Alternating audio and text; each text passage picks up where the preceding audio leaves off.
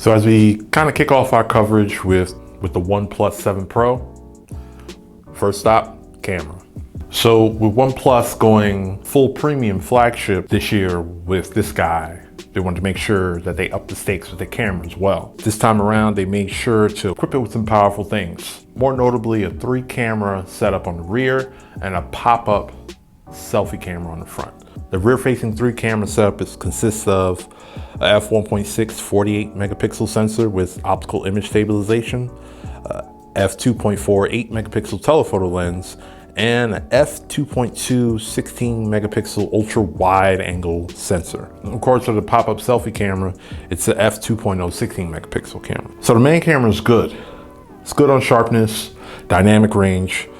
Colors are sometimes, depending on your focus and environment and how it processes it, it's either good, okay, or kind of muted. Most of the times I get around the muted area. The low light capture was actually pretty decent. As the nightscape mode, it's night sight or night mode.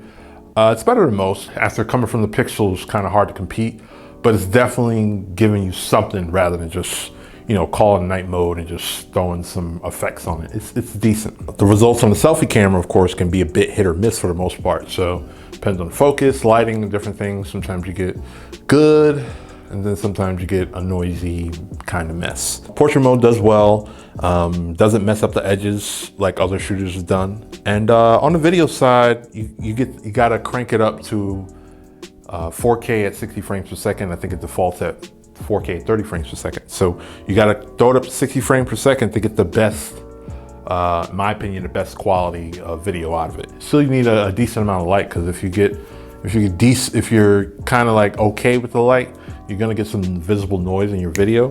But if you drop down to the 4K at 30 frames per second, quality kind of goes to pixel video status, which isn't terrible, but it's terrible compared to the competition. So it's not Motorola bad, it's not Pixel great, but it's somewhere in the middle, leaning more towards the Pixel side. So I would put this camera as in good enough.